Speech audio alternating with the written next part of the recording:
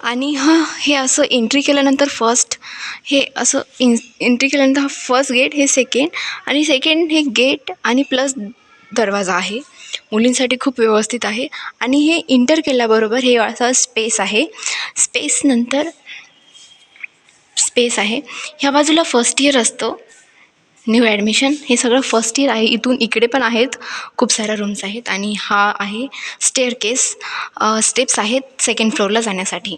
आणि ह्या बाजूला आहे थर्ड इयर, सगळं काही थर्ड इयर आहे. ते गेट आहे, इकडे गेट. आणि इकडे मेस आहे, तिकडे पाण्यासाठी पाणी आहे पिण्याचे, मी दाखवते तुम्हाला. हे इकडं पाणी पिण्यासाठी ॲरो असतात, खूप छान स्वच्छ पाणी असते, थंड पाणी पण असते. पाण्याची किंवा आंघोळीच्या पाण्याची गरम व्यवस्था खूप चांगल्या प्रकारे आहे. आणि ह्या बाजूला आहे आपली मेस, कॅन्टीन आहे, खूप चांगलं कॅन्टीनला पण जेवण असतं. आणि इथून स्ट्रेट पाहिलं तर तिकडे आपला मेन गेट असतो.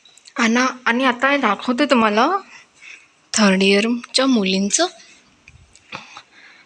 रूम आणि बाकी सगळं. हे आहे कॅबिन मॅमचं. मॅम असतं तिथे नेहमी, मॅमचं असं हे कॅबिन आहे. आणि ह्याच अपोजिट साईडला आहे 0 रूम, जेणेकरून सगळे काही इथे असते. आणि हे झालं आमचा थर्ड इयरचा सगळा काही स्पेस. हे असे आहेत. आणि हे पण आहे एमर्जन्सीसाठी. आणि प्रत्येक रूमला असं स्पेशालिटी आहे की एक गेट आणि दरवाजा असतो, असं आहे. रूम पण खूप छान. आज लास्टचा डे असल्यामुळे सगळ्या मुली हॉस्टेल सोडून जात आहेत आणि आम्ही पण जाणार आहोत. आणि हा रूम म्हणजे माझा रूम एक 15.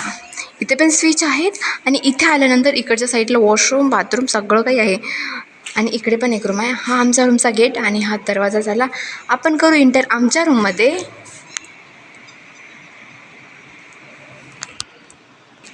हे असं रूममध्ये एंटर केल्यानंतर असं काहीतरी दिसते. आमच्या रूममध्ये 2 विंडोज आहेत. आणि आम्ही 4 मुली असल्यामुळे 4 मुलींचे 4 कॉट आहेत.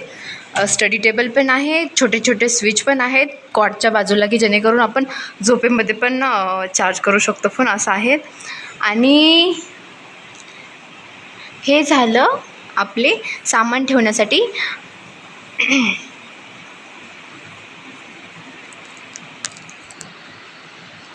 कबड, ज्याचे 2 2 2 2 2 2 असे भाग आहेत सर्व मुलींचे.